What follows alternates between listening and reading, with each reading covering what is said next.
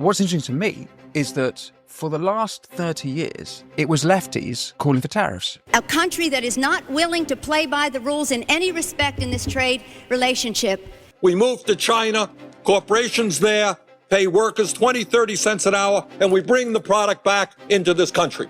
China has been taking advantage of us for two decades. That's absolutely correct. It turns out there is a thing called Trump derangement syndrome. How do you justify this vandalism? But if you're going to do that, you got to buckle up and go, okay, now I'm going to do this for 5 years, 10 years, until I get this industry back on its feet. But mark my words, when he takes the tariffs away, remember that I was right. What is the solution? What's the Cenk Uygur solution? That's a great question. Stop with the trickle-down economic stuff. No. Give to the average American first. Be 100% against corporate rule. That attitude is poison. Bernie and AOC. I'm curious by this because perhaps we start with Bernie. Okay, this one's also complicated, so bear with me because you got to hear the history of it to understand what actually happened. That's why Trump rose up. That's what the Democrats can't get through their thick heads. Let's tie the bow on AOC because some people are suggesting that she might be the presidential nominee. So AOC is... Before you hear from Cenk Uygur, I ask, if you want to support this show, all you have to do is press subscribe. If you do that, I'm going to have more phenomenal guests like Cenk exploring the issues you want to hear about that the mainstream media won't touch. And head over to winstonmarshall.co.uk for exclusive videos, content, and interviews, as well as ad-free viewing. But without further ado, Cenk Uygur. Great. Well, Cenk, thank you so much for taking the time to speak with me here in Los Angeles. Had the pleasure of meeting you.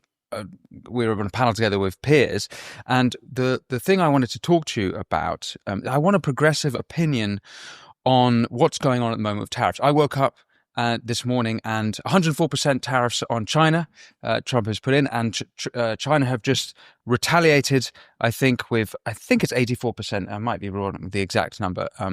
But what's interesting to me is that for the last 30 years, it was lefties calling for tariffs. Bernie Sanders, famously. Nancy Pelosi, Chuck Schumer. Nancy Pelosi, I believe, was involved in the battle for Seattle back in 1999 when China joined the WTO.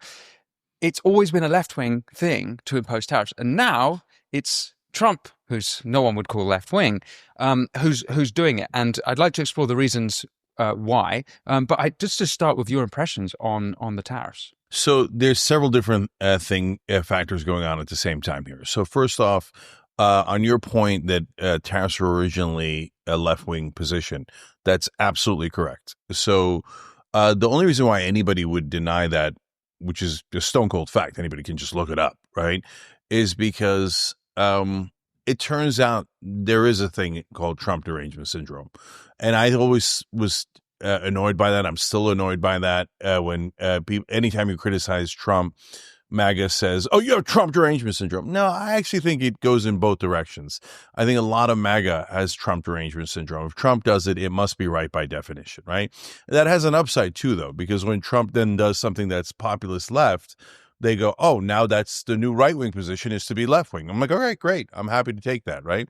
But as it turns out, there's also some Trump derangement syndrome on the left.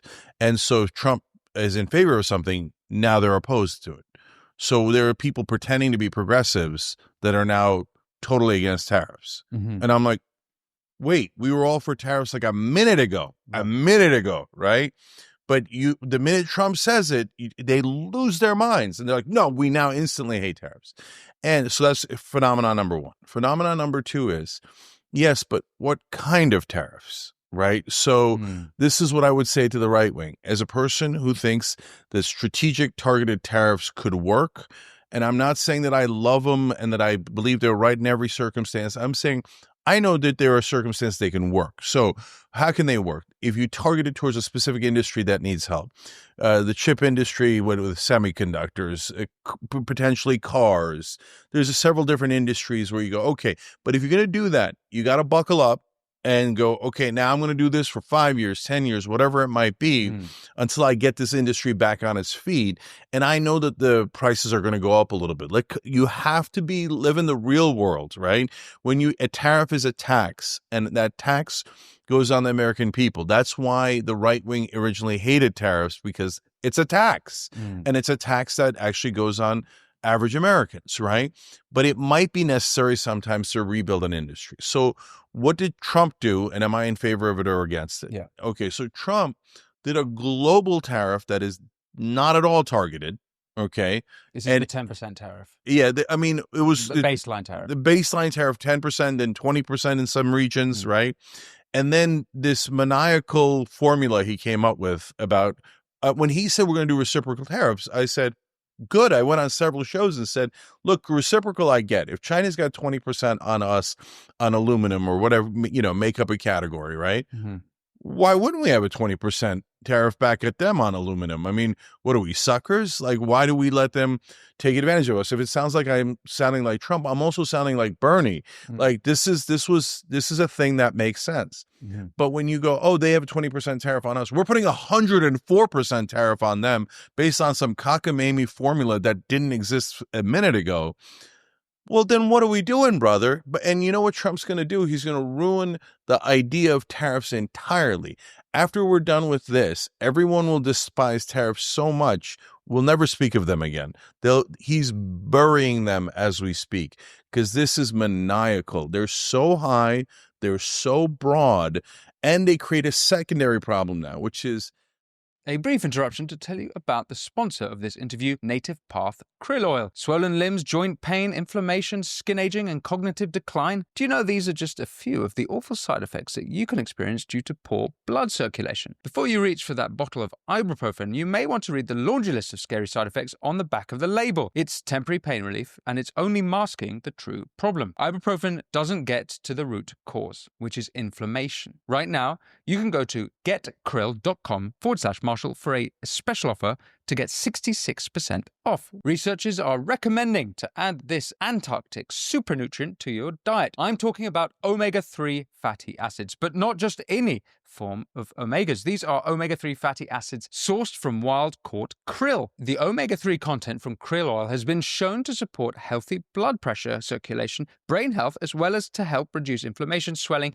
and joint pain. Better yet, for a limited time, you can grab Native Path Antarctic Krill Oil for up to 66% off. Just go to getkrill.com/Marshall right now to get this special free shipping offer. It's getkrill.com/Marshall. Now, back to the interview. And they create a secondary problem now, which is the whole world would be nuts not to unite against us economically.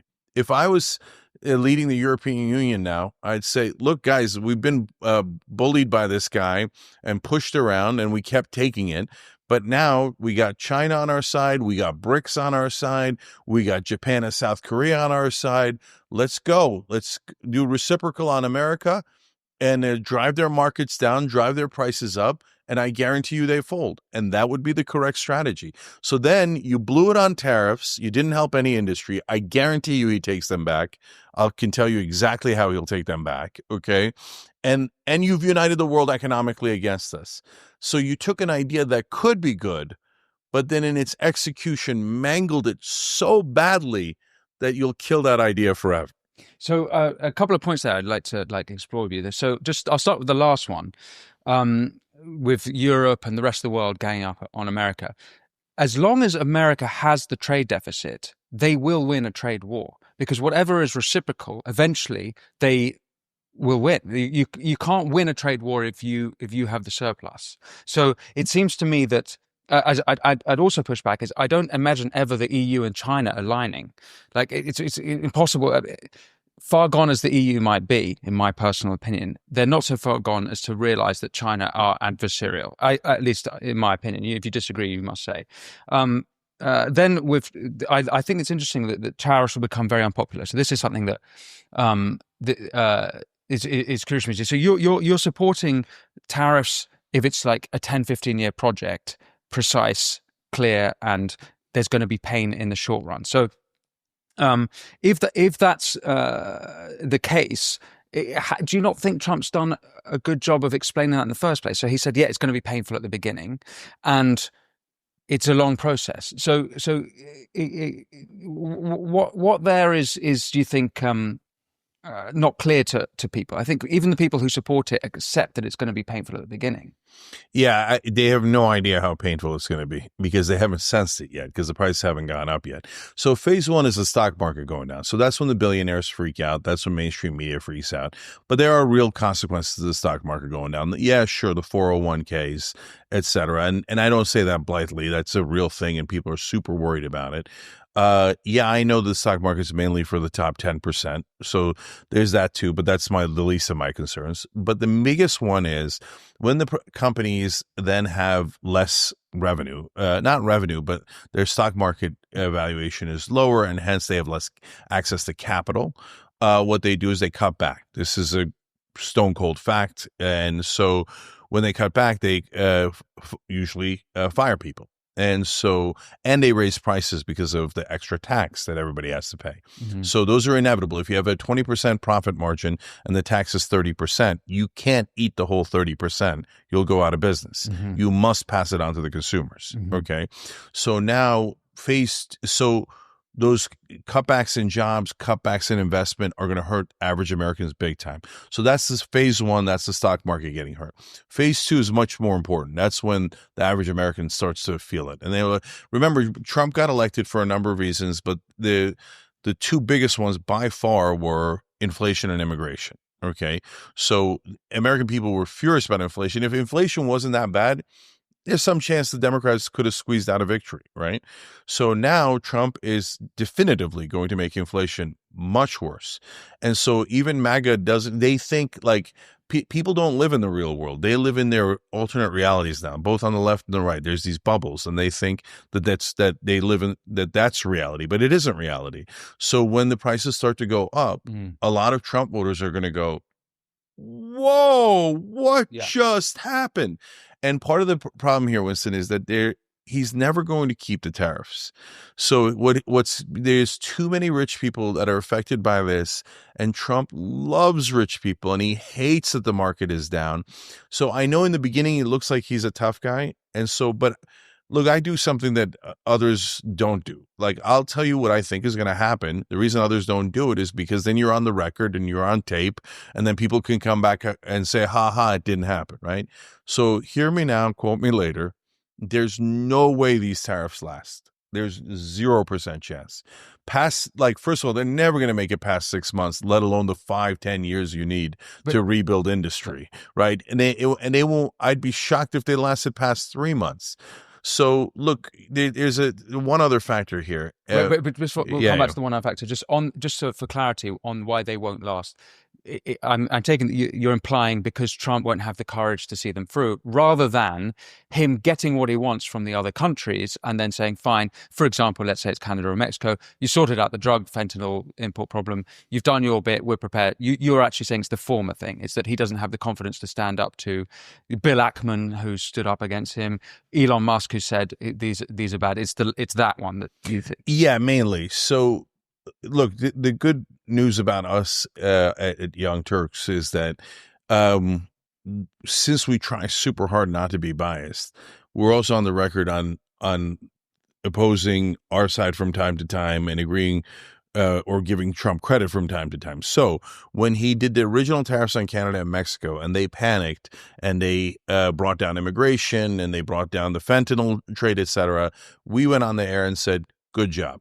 Okay. So there's a tariff where he threatens, he gets what he wants, and then he doesn't do it. That's good negotiations. No problem.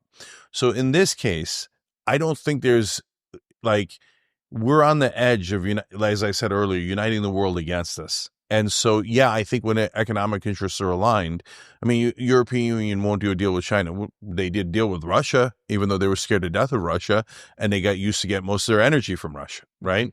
And so when economic interests align, anything can happen. And besides which, they don't even have to coordinate. They could just do it at the same time without talking to one another, right? Reciprocal tariffs on everyone. So what's going to happen? What's going to happen is, my theory is that a lot of this is tied to and linked to the enormous tax cuts for the rich that are coming, $5.5 trillion in tax cuts. Okay. So Trump and his team want to be able to say, oh, no, don't worry about it. The tariffs are going to create $6 trillion magically. So we can give all this money to the rich and rob the average American, absolutely blind, fleece them, get them to believe that we have their best interests in mind, steal the $5.5 trillion from them, give it largely to corporate interests because they would be reducing the corporate tax rate again from 21 to 15. That's the robbery. That's the robbery of the average American. Okay. So then at that point, they go, oh, look at this. Europe just brought down the tariff on cheese, and South Korea brought it down on some random tiny little chip or something. We win. And then he's going to take the tariffs away. It's going to be a face-saving issue. Why? Because Trump is rich. Trump serves the rich. He has the fake populism, which is, by the way, brilliant. Like, if you're going to run in politics, so again, this is how I drive the left crazy. The strategy of going towards populism by Trump was correct. It was correct. That's what the American people want. But if you say Trump is correct on anything, my side loses its mind. Okay. So, okay. But is he an actual populist? The proof is always in the pudding. So, okay, if it turns out that no, he meant it, and this is not some sort of face saving or like reciprocal, and I negotiated a little bit, but no, he's rebuilding manufacturing. And the entire time that Trump is president, he keeps these tariffs, because you'd have to keep it at least the 4 years that he's president, right? He keeps these tariffs and rebuilds American industry. I swear to God, I'll come on your show and every show and go, I'm so sorry. It turns out he meant it. Oh my God, I can't believe it. He meant it. And look, he rebuilt industry, etc. But mark my words, and I want people to, like, for God's sake, get out of your bubbles. So when you see reality, when he takes the tariffs away and does some, can I curse? Please. Okay, does some total bullshit face saving, a knick-knack, I got something back, right? And takes away all the tariffs. Remember that I was right. Well, in the short run, he has lost, it seems, a lot of his support, and particularly the economic right wing of MAGA. So, and I've already mentioned Ackman and Musk have come out against him. So it seems to be the argument you're making is let's see what happens really in the coming years, because he might just be doing this for now. The thing I'm really interested in is that. You're saying that it's hurting the average man and hurting the average American. It's about to. It's already did with the 401k, but that might not last, because once they take away the tariffs, the market will rebound, right? But if these tariffs stay in place, the price increases are coming soon, and that'll hurt the average American greatly. So the tariff, one of the problems that the tariffs are trying to sort out, like you've mentioned, is reindustrializing America. And I think you would agree with me that globalization has hurt the working classes of America.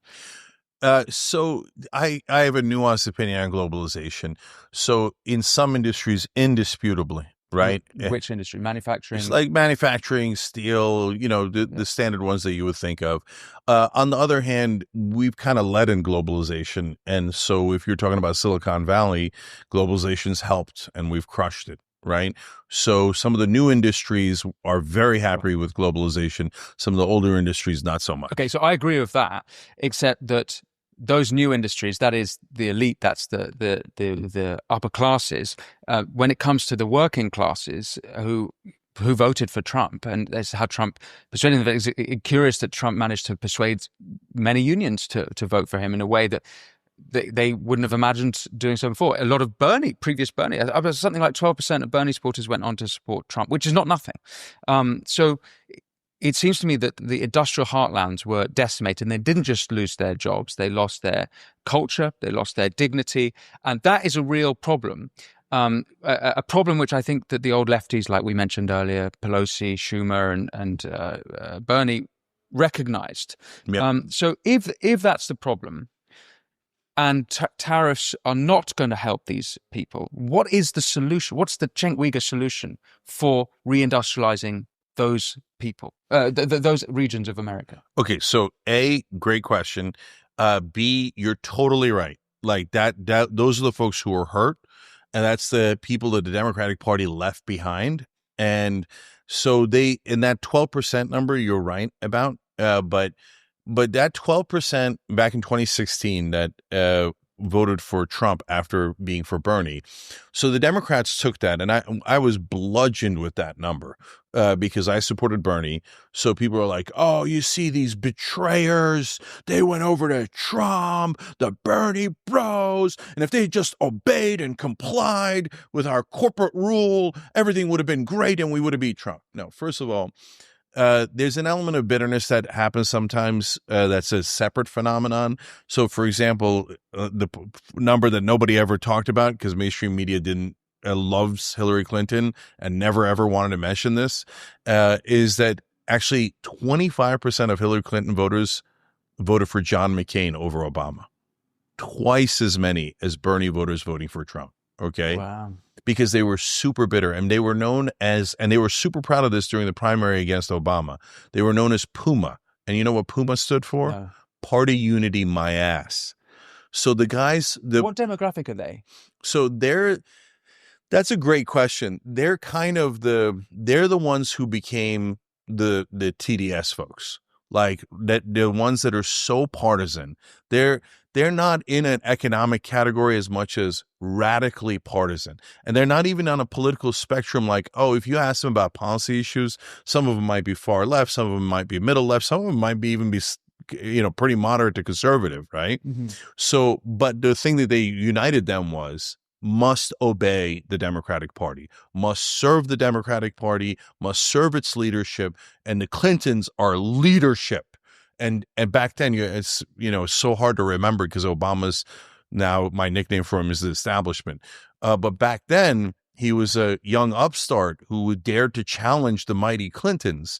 So the establishment hated Obama, or the establishment voters. So they were a completely different category. And those people, they became more and more and more radical, not in their politics, but in their partisanship. So if that's the base now, that if you say Trump is right to go, fill in the blank, populist, whatever it might be, they'll hate you forever. Forever and ever and ever. Never give 1 inch of ground to Trump or the Republicans. Like, and it's a fundamentalist way of thinking, like religious fundamentalists. They think if you disagree with us 1%, it's like you're a heretic. You can't disagree with God. What do you mean? No, we must all hate Trump. That's fine because I don't like Trump and I don't agree with his policies. And we must all hate Trump voters. It's puritanical. It's puritanical to the extreme. So no, I'm not interested in that. No. So that's why they're right to not like me, because I am a heretic. I'm not a fundamentalist like they are. Okay. I'm not a radical extremist like they are. Yeah. Not based on policy. It's based on attitude. Okay. So now back to Bernie's 12%. What they misunderstood about that 12% is that was for those 12% that, by the way, decide elections. They were for the taking. They would have gone to whichever party was more populist. And so the Democrats learned the exact wrong lesson from that. They're like, oh, they went to Trump, so that means they betrayed us and they're heretics. We hate them. Drive them out of the party. Well, you morons, if you drive that critical 12% out of the party, well, guess what's going to happen next? You're going to lose. Yeah. And so this time in 2024, God, did we need that 12%? And they went to Trump because the Democratic Party planted their flag on corporate rule, and we're the oligarchs and we're the elites. And Kamala Harris, it's the most underrated thing she did that affected the election the most that almost no one else talks about. Which was? Bragging about how 90 corporate CEOs signed a letter saying she should be president. Oh, yeah, I missed that. Okay.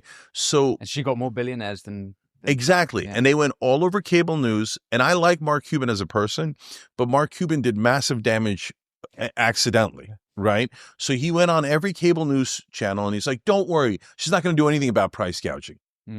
Don't worry. She's got 90 corporate CEOs that are backing her. Don't worry. She's with Dick and Liz Cheney. Don't worry. She's not going to change a goddamn thing. I'm like, stop. Look, because I didn't want Trump to win. And we could get back into why I didn't want him to win. And as much as I can't stand Joe Biden and Kamala Harris and their corporate loving ways and their establishment loving ways. I thought Trump was a bigger danger. So I'm seeing them in the beginning. She comes out, hey, let's do something about housing prices. Great. Let's do something about price gouging. Great. Okay. She picks Tim Walz. I really like Tim Walz. Again, we can get into why I like Tim Walz if you want. So in the beginning, I'm like, I wanted Biden out. The guy with dementia is out, so we now have a chance at winning. She just did 3 great moves in a row. I said, I bet she takes the lead. And she was way down. Democrats were way down at that time. Boom, she took the lead. You should track Young Turks throughout the election.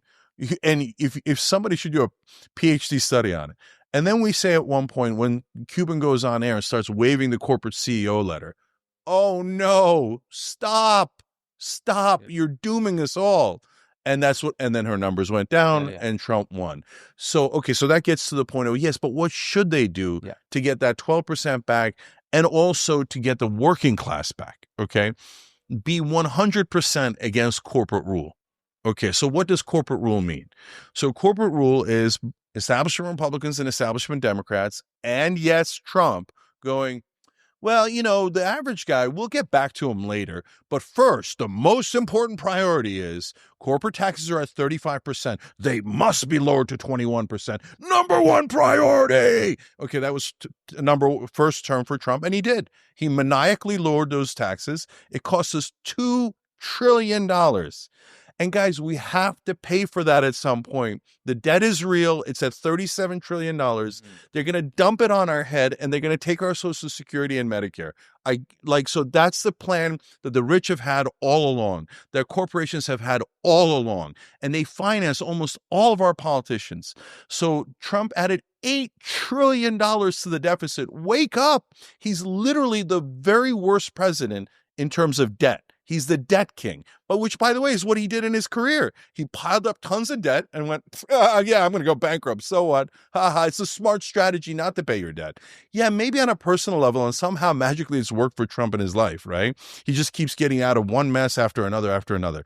But it doesn't work at the national level. We're going to get stuck with that. Now he's saying, let's add another $5 or $6 trillion in tax cuts for corporations and the wealthy.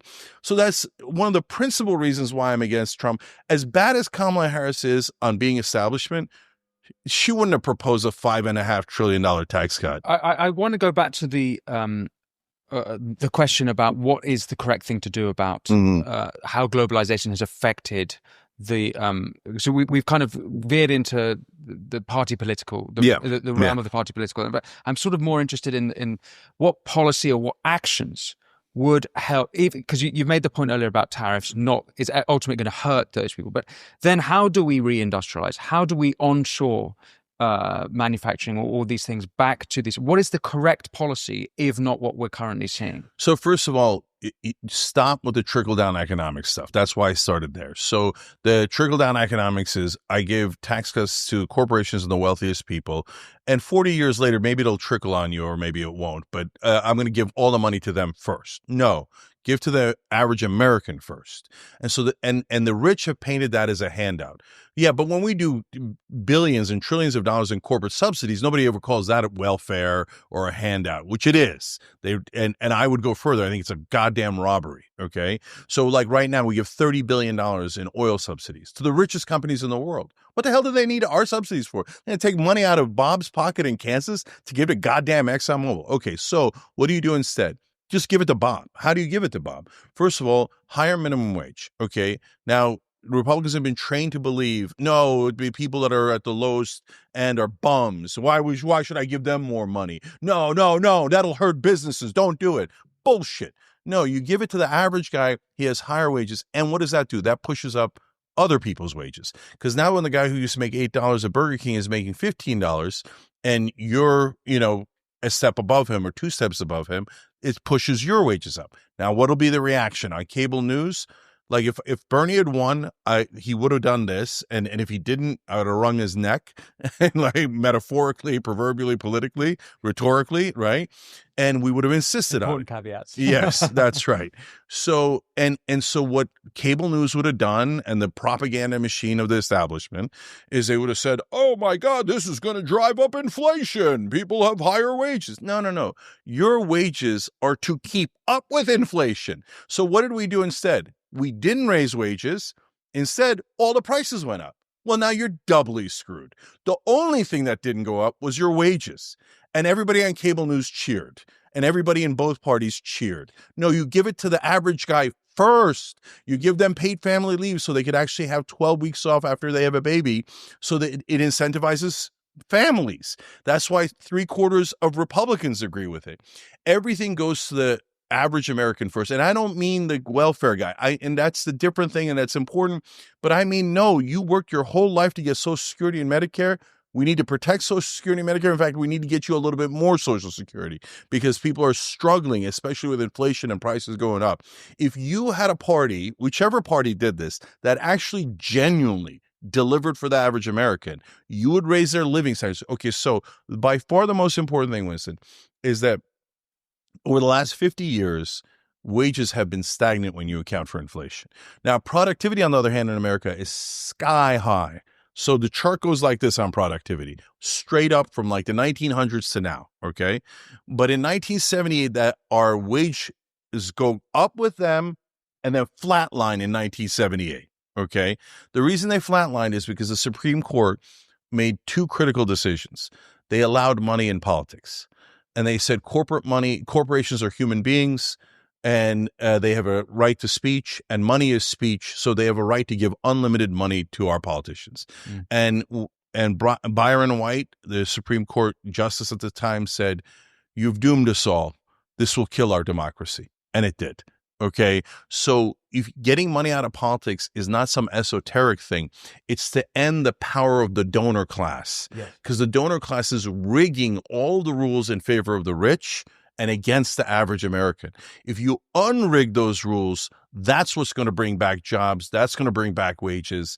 And it changes everything fundamentally, because it's all in the coding. I suspect we have a lot of common ground when it comes to being against lobbying. I mean, again, I'm not an American, but it seems to me financial lobbying is completely against the spirit of democracy and against the spirit of America. And it's, in fact, I think something we touched on when we met on Piers.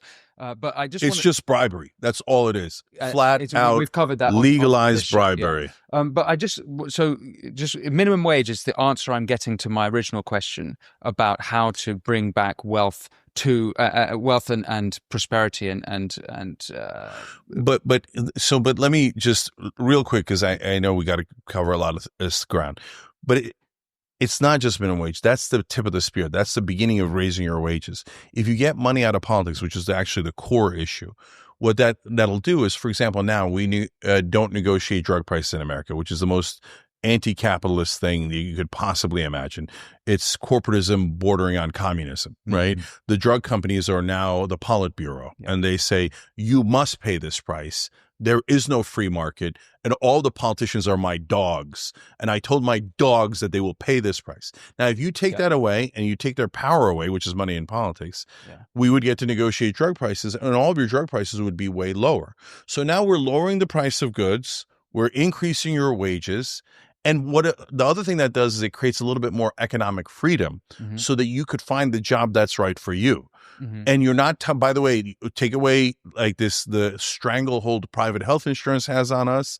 So that way you're not reliant on your employer for your health insurance. So then if your employer is not treating you right, or you want to go to a new job or a better job, then you could have the leverage to be able to do that. But now if you leave your employer, you might literally die in this insane corporate rule that we live under.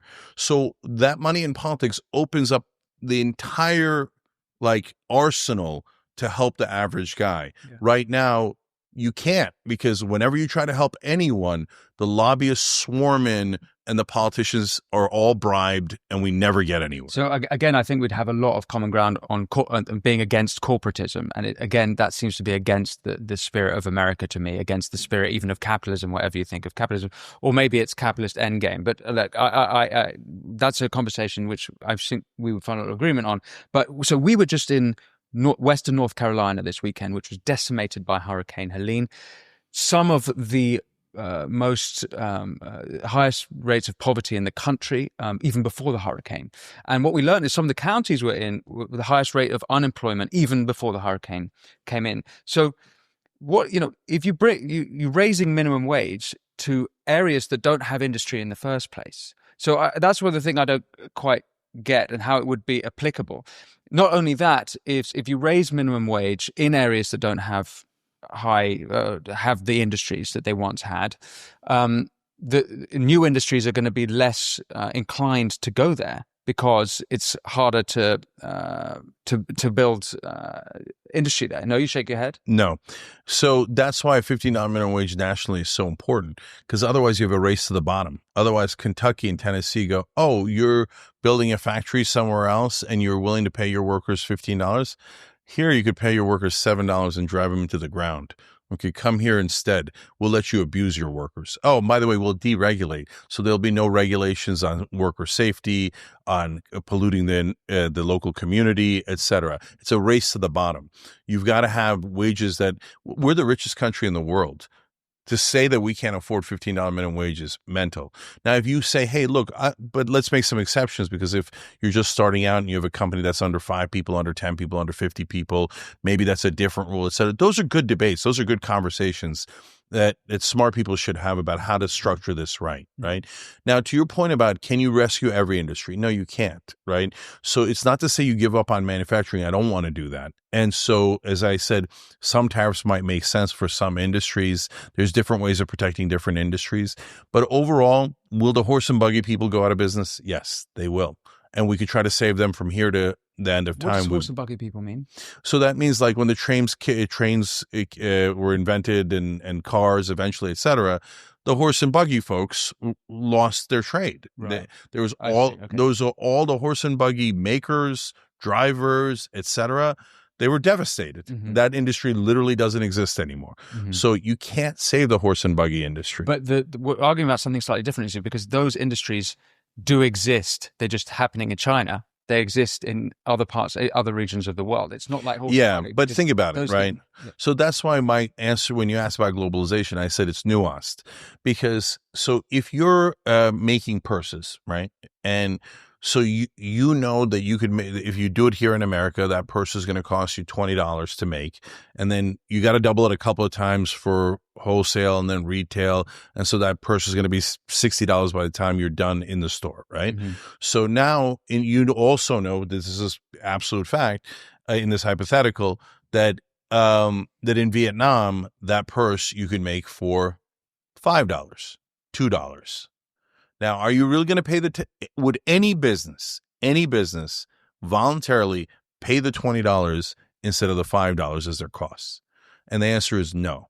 Yeah. So the only way you would do that is if you put a lot of marketing into Made in America, be proud that it's made in America. So that's like a way to potentially sell it at a higher price. Or tariffs. Okay. Or tariffs driving up the price. Yeah. Coming in from. Yeah, but you can't win that game in the long run, because the bottom line is the rest of the world makes less money than us. So capital is going to flow there for industries that are more rote, like manual. I hate the word menial, but you get it. More, the things that people will do for, can do without a high education. Let's put it that way. Okay. And so those jobs are going to flow to naturally in a normal open economy, free market economy, to places where labor costs less. So in places where it makes sense, like semiconductor industry, where we need it for national security, okay? You fight against that, you do tariffs, etc. Make sure you protect your local industry. There's an argument to be made that we should have done that for steel. There's an argument to be made that in some ways, Obama and Biden did that for the car industry back in 2008, 2009, 2010, right? So remember how Biden used to always say we killed bin Laden and saved GM, right? Yeah. So there are some specific things you could do it for. But overall, the better strategy is, all right, that the people making bags, they're going to go to China and Vietnam. So let's educate the American people. Let's invest in our education so we could raise up a working class in America that does the higher paying jobs. I think there's an argument to be made that all industry, let's say in a country like China, it is in the national security of interest of America that all industry is included in that. Now, it's obvious stuff like, let's say, steel manufacturing or aluminum, as we say here. No, I love the way the British say it. Say it again. Aluminium. Oh, that's my favorite thing in the world. But I would say there's an argument that all of those, it's a national security risk because China has some leverage over America because they are the ones, again, who America is exporting its wealth to.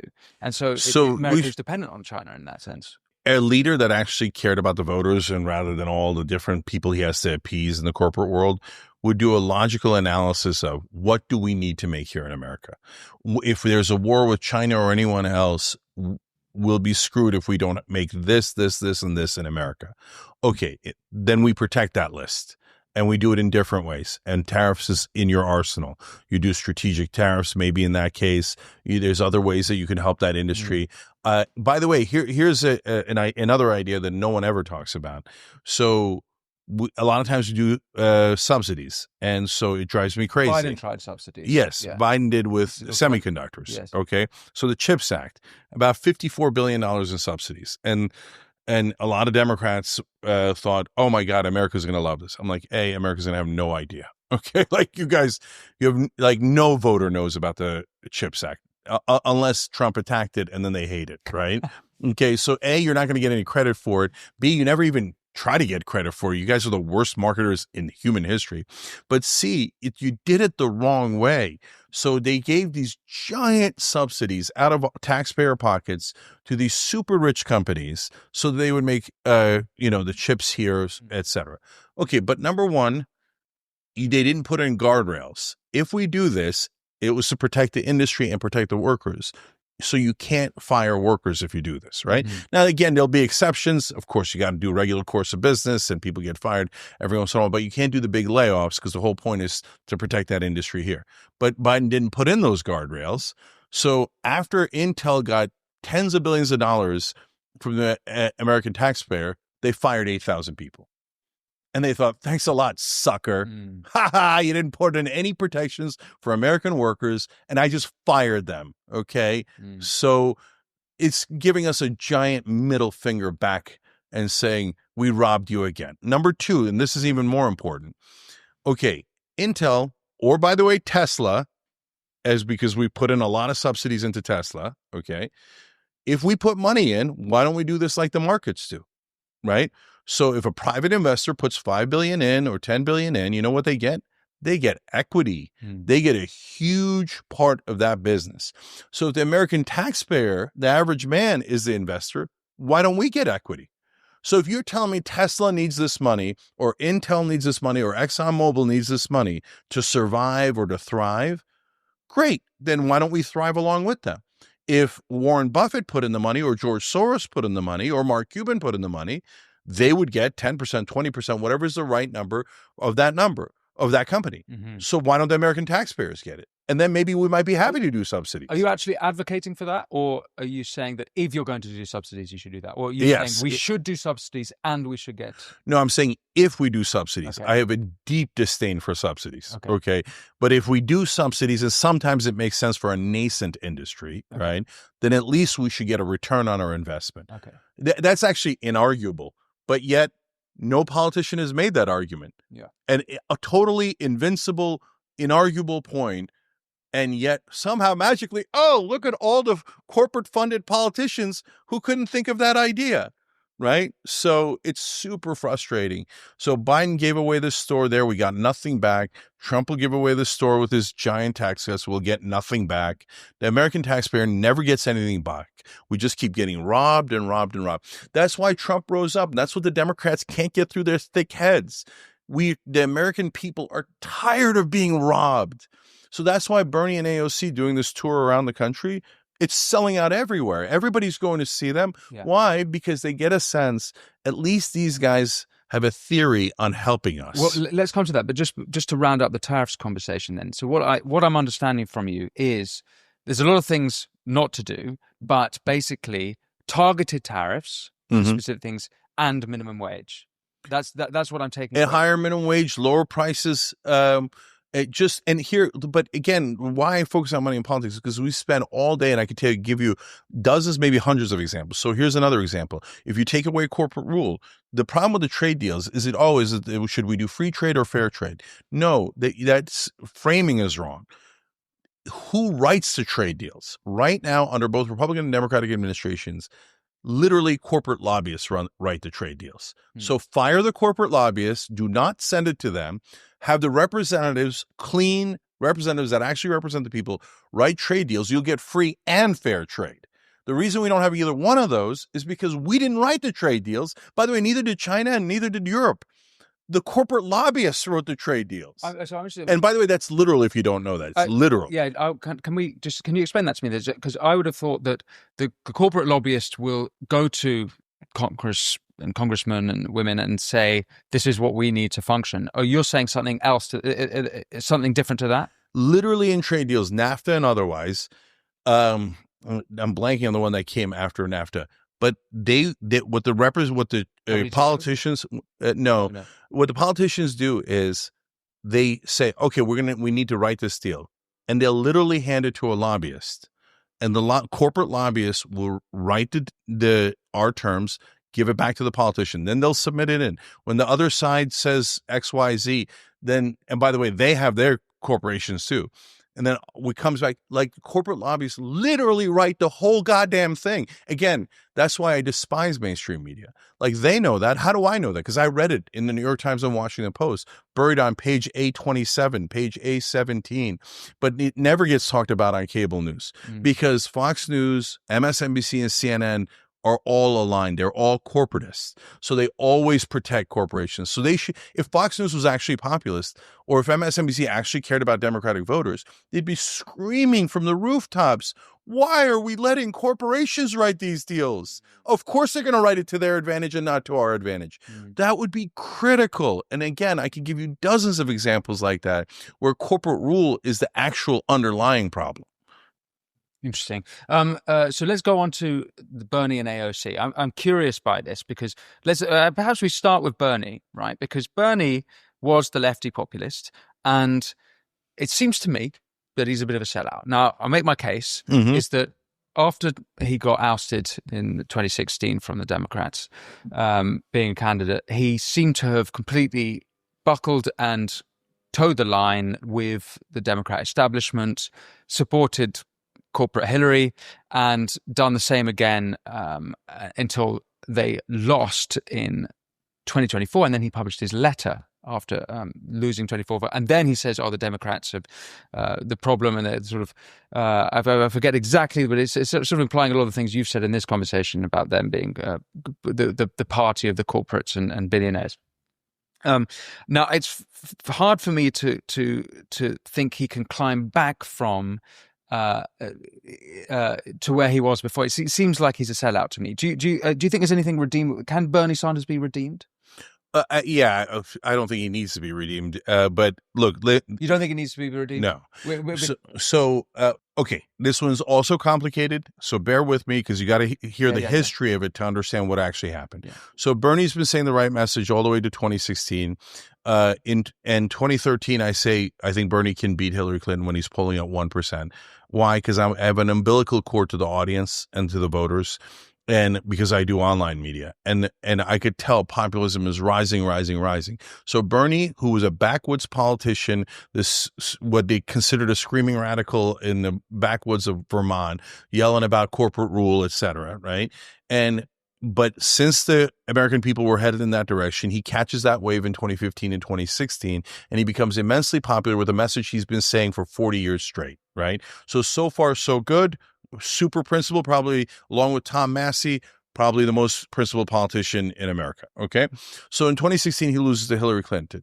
Is he a sellout for backing Clinton over Trump? No, I don't think he's a sellout at all. I did the same thing. Why? Not because we love Clinton, but because we think Trump is worse. And by the way, I would argue I was right about that, and so was Bernie, because what did Trump do? $8 trillion to the deficit, brought down corporate taxes, but literally had almost no other accomplishment. Forgot to build a wall until 6 months before the election. He's like, oh, right, the wall. I was pretending to care about the wall. Right, yeah, but you already did the $2 trillion into corporate tax cuts, right? And all this outrageous spending, et cetera, right?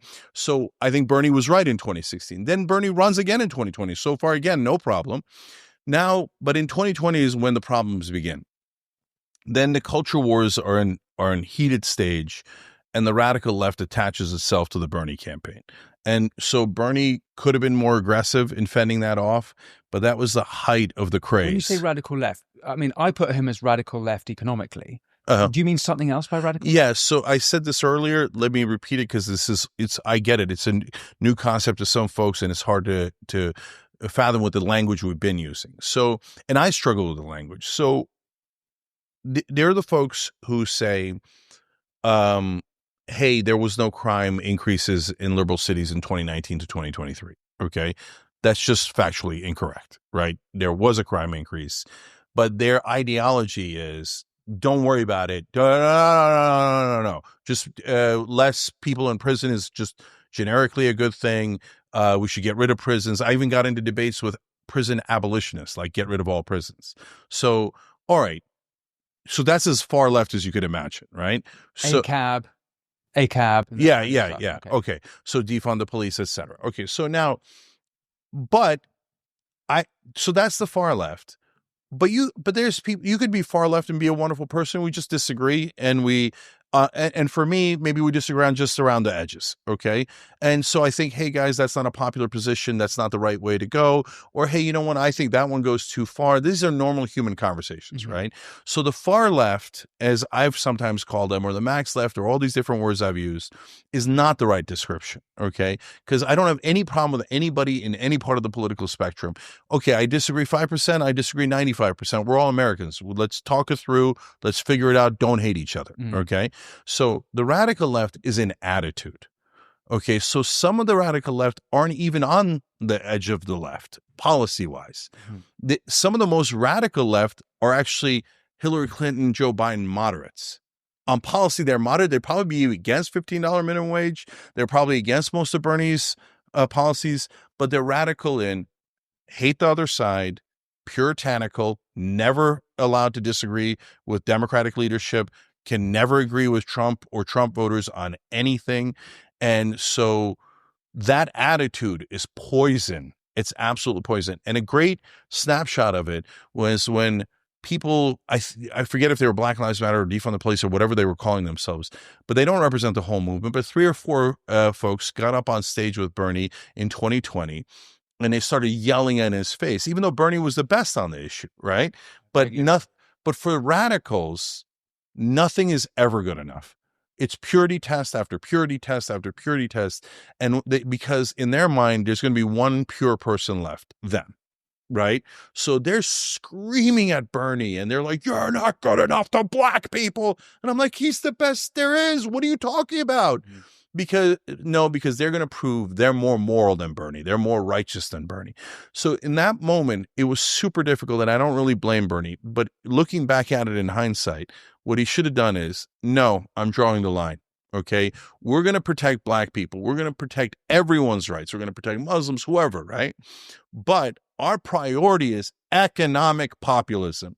And we're not going to get higher wages for just Democrats. We're going to get higher wages for Democrats and Republicans. We're not going to get lower drug prices just for us. We're going to get lower drug prices for everyone, White people are not going to have special privileges, but neither are black people, okay? Nobody's going to have special privileges.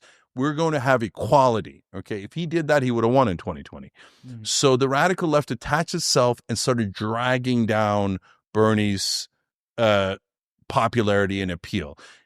Nevertheless, if the corporate Democrats hadn't coalesced in South Carolina, he might have still won. Okay. It's so interesting because I've always thought it was the corporate uniparty version of the Democrats, the establishment Democrats that was the undoing of Bernie. I've never heard this argument that it was actually the radical. So no, that was the beginning. It's Sorry. a combination. That's the beginning, but you're right. The next stage is where Bernie and I split, right? And by the way, to this day, he won't come on the Young Turks. So he'll go on any show that attacked him, that was terrible to him, that caused him to lose the primary in 2016 and 2020. He'll go on the right wing. He'll go on radical left. He'll go everywhere but us because he's afraid we're right. So my guess is he doesn't want that conversation About what I'm about to tell you. Okay. So then Biden gets in, and this is the biggest mistake Bernie made. He believed that Biden was his friend and that Biden was going to do these progressive policies. And he's a good guy with a good heart. And so Biden totally snookered him. He got him in a headlock. Oh, I'm your buddy, Bernie. For the first time, you're inside the house. You're inside the gates.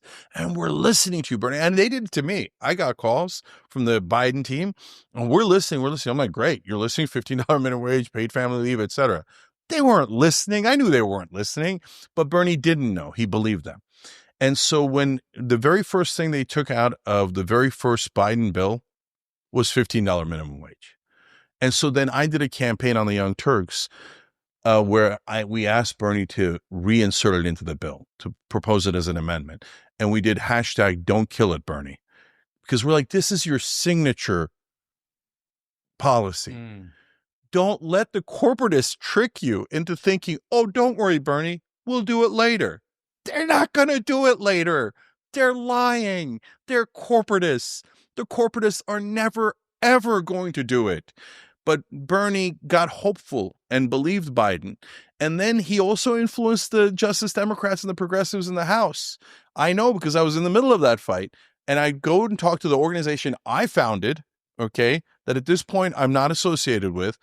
And I go to them and I go, guys, $15 minimum wage. I mean, this doesn't get any more core than for progressives than this. So we fight, right? And they're like, no, we were told to stand down.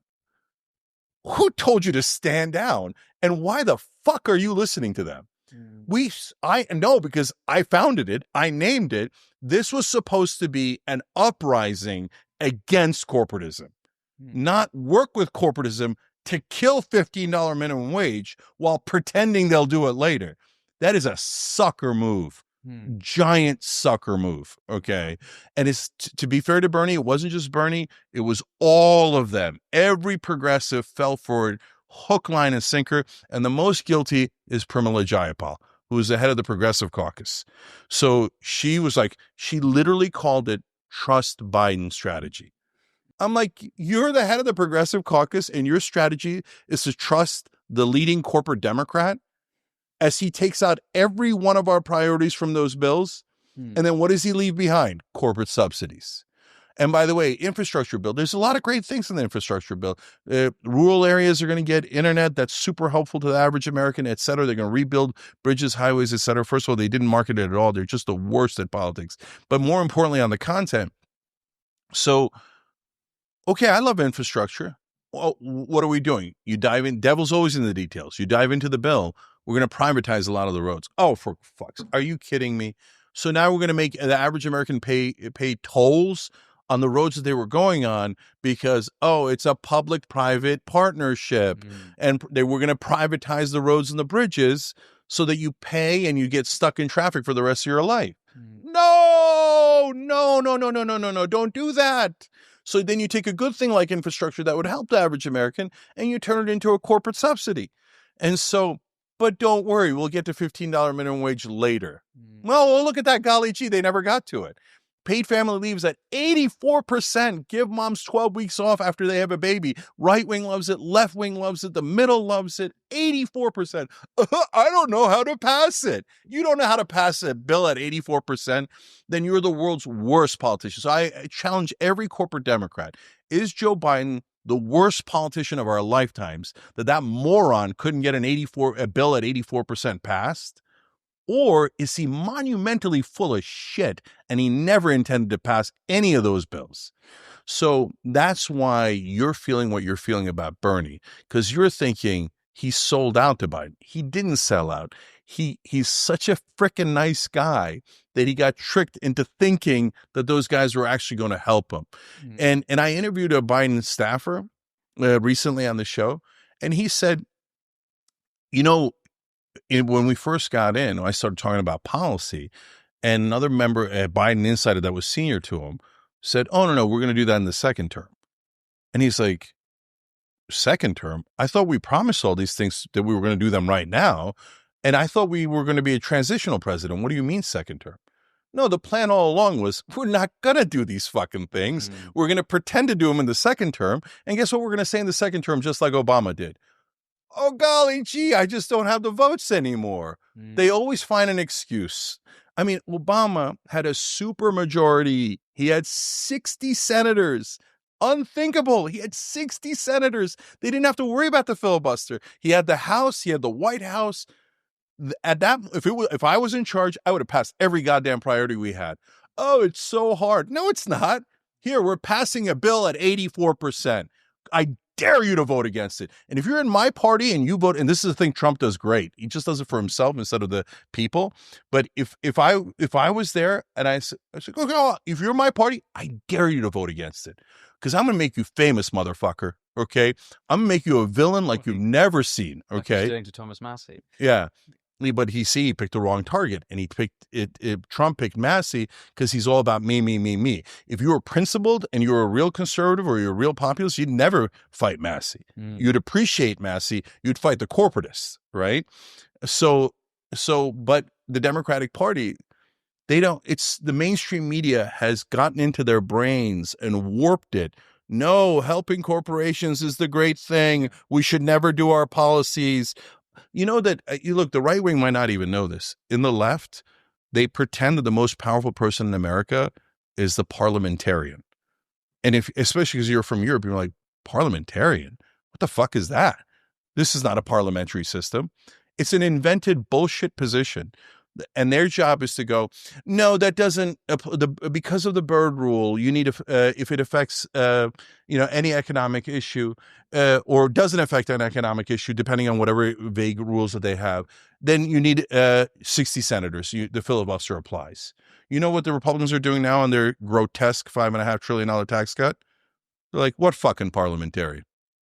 They're just ignoring the parliamentarian. And they're like, what are you going to do about it? And there's nothing you could do about it. That's what I told the Democrats to do. And they're like, oh no, the parliamentarian. Oh, the parliament. Bullshit. You don't care about the parliamentarian. You're using the parliamentarian as an excuse not to do the things that you don't want to do, that your corporate donors commanded you and ordered you not to do. Let's tie the bow on AOC, because some people are, I don't know how serious this is, are suggesting that she might be the presidential nominee, but we're obviously many years away from that. But like you say, she's out rallying with our Bernie. What's your opinion on AOC? Is she too radical? Is she the hope for the Democrat Party? What's the Cenk Uygur take? So AOC is got upsides and downsides. And so the upside is she agrees with Bernie on economic populism. Great. I'll take it. Right. And that's, look, she was the star of Justice Democrats, and she did that miraculous victory. She's super talented, etc. The downside of AOC is she loves to play the culture wars, and the culture wars are poison. They're electoral poison. They're poison for the country. They divide us. It's wedge issue after wedge issue. It's a big part of Trump winning. I mean, the trans issue, a lot of the woke identitarianism, for me, that was just like an open goal that Trump could easily exploit. So look, if we weren't all so tribalist, we could see when our side goes too far. So there was a need for affirmative action in the beginning because if you're a longshoreman, you want to pass your job, your really well-paying job, to your son, right? But at some point, black people have to break into that because if it's all white people handing it off to their sons, that's not fair to other minorities, et cetera. So there's a reason why you needed affirmative action in the 1960s, 70s, 80s, et cetera, okay? But at some point, it has to get phased out. Otherwise, we just remain unequal forever and ever, and we start judging each other based on race forever and ever. So I've actually long been against affirmative action because I think we're not phasing it out. If we don't phase it out, we'll divide it based on race. When did you change on affirmative action? No, I didn't, because by the time that I got into politics, it's like early 1990s, mid 1990s. And at that point, I had already thought we needed to phase out affirmative action. Okay. But instead of phasing it out, and remember, I'm a minority and I didn't check off Muslim or Turk or anything in my college applications because I'm like, I want to be judged on my merit. Like I'm a dork and a nerd that way. But I really wanted to get in on my own merit and not based on anything else. And part of what I can't stand about affirmative action these days is that achievements of all minorities are now downgraded because people go, well, I mean, affirmative action, DEI, they got a leg up. Now, most of the time, that's not true. They earned it. They worked super hard, et cetera. It's demeaning for them. It's demeaning. Let's not perpetuate the demeaning stereotypes. I don't need your goddamn help, okay? So, no, I got this. And I want, I happen to be Muslim, but I want Muslims, I want black people, I want Latinos, et cetera, to say, no, that motherfucker is going to need help. Because I'm going to kick his ass in terms of grades, in terms of achievements, et cetera, so much that the other side is going to scream for affirmative action. That's a winning attitude. That's an optimistic, hopeful attitude instead of, I'm a victim. I'm going to stay a victim forever and ever and ever and ever. And so I need an extra leg up because look, guys, there are real victims. I get it. But this is not the best way to address it, okay? So now, fast forward to DEI. And in some workplaces, and these are real cases, and we covered them on the show, and then it creates a rage on the left that we're being fair and honest about it. It got extreme. It got to the point where they'd be talking about how white women are this and that and the other thing, and a white woman at work goes, hey, this feels kind of like I'm being attacked. And they'd say, shut up, and your job is not to talk here. You've talked enough. Your job is to listen and learn from us. But wait a minute, she didn't talk at all, right? You're talking about her ancestors. You're talking about other people in power that have nothing to do with this poor lady. And we're attacking her because she's a white woman or whatever we're doing. No, this isn't about, I signed up for equality of opportunity. I didn't sign up for white people having an advantage. I didn't sign up for black people having an advantage, women or Muslims, etc. I just, for God's sake, equality of opportunity. Sounding like a bloody right winger. No, but the thing is, equality of opportunity was a left-wing position. It was a left-wing position. So and the Democrats can't see their principles slipping away from them as they get more and more tribal in this, era of corporate rule. Okay, so AOC. So AOC got too deep into that kind of culture war politics. Okay. And so I don't think that that's the winning way to go now. On the other hand, you look at Khanna, who's focused like a laser beam on economic populism, and he's going around the country talking about rebuilding the manufacturing base. There's nobody more obsessed with rebuilding manufacturing base, Republican or Democrat, than Khanna. I'll also say Khanna is the only Democrat to have called out the vandalism on Tesla vehicles, on drivers of Tesla vehicles and of Tesla dealerships, which for me, when you talk about radical left, I see what's going on, and that damage to property is like crazy to me, especially as we don't even know how the drivers voted. But anyway, Khanna is the only Democrat to have actually called that out to me. So he's the only one showing any sensibility. So the other thing I love about Roe is he leads. He has courage, which is very rare for a politician. So no one else is calling out the vandalism on Tesla. He's like, well, I'll do it. Yeah. Okay. Well, the radicals on your side might attack you. Well, then they'll attack me, but I'm going to do the right thing. So, and by the way, there's parts where I've disagreed with Roe, and this is where he earned my respect even more. So he went along with the trust Biden strategy, but then he had the courage to come on our show. Me and Anna are yelling at him almost at the top of our lungs. Don't trust Biden. It's a trap. Get the hell out of there. And he fights back, etc. And you know what he does? He comes back again Most politicians, if you challenge them, you'll never see them again. In America, the politicians are used to 100% ass kissing. If you don't kiss their ass on the left cheek and the right cheek, they're like, oh, how dare you, this impertinent media. Don't you know you're supposed to do my propaganda? Okay. So, but Roe's not like that. He's like, he'll go on right wing, he'll go on us, he'll get yelled at, he'll come back because he actually believes in his ideas. Okay. So you got Roe Khanna. And then just yesterday, we interviewed the new head of the Progressive Caucus, Greg Casar. And he's great. So he's talking about, we got to get away from the culture wars. We got to focus on economic populism. We got to rebuild the Democratic brand to what it was, which is for the average working man. I'm like, oh, thank God. Thank God we finally have a couple of people who understand the right direction. So I would lean in that direction rather than the old culture wars wing that AOC still half represents. Well, on that note, Cenk, an absolute pleasure speaking with you. I think we found much common ground, and I've learned a lot. So thank you so much. And where can listeners, viewers find you? I mean, of course, there's the Young Turks. Is there anything you'd like to bring their attention to? Yeah. So first of all, whether it's Young Turks or TYT, which is the network, just search it on every platform, right, that you use. If you put in Young Turks or TYT, you're going to get us, right? But mainly, we do the show live on YouTube every day, Monday through Friday at 6 o'clock Eastern. We do it 6 to 8 o'clock. So we do a real news show, right? So everybody else is just doing commentary, this, that, the other thing. No, we do the news. We do all the news and we give you honest analysis. So come to the Young Turks on YouTube, subscribe for free. Okay. That really helps the show. And what it does, it helps independent thinkers and honest people. Reward honesty, reward independence, right? And you reward it with something simple. Go, oh yeah, I like what they're doing. I might not agree with everything, but subscribe, okay? And then come watch the show live, and I think you'll love it. And there's more people that come from the right and the middle and that go, holy shit, I didn't know people could be this honest, right? And so those are our biggest converts. Those are our biggest, the folks that are supporting us, et cetera. Obviously, we have the left who we love and cherish, the populist left, right?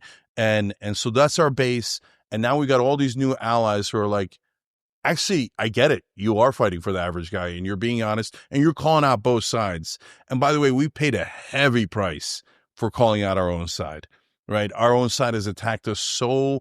The radicals in attitude, not in policy, have attacked us over and over and over again, trying to drive everyone away from us. Oh, they disagreed 5%. They love Trump. I mean, you heard what I said about Trump today. Does it sound like I love Trump? Okay. I said he's about to rob you of $5.5 trillion, right?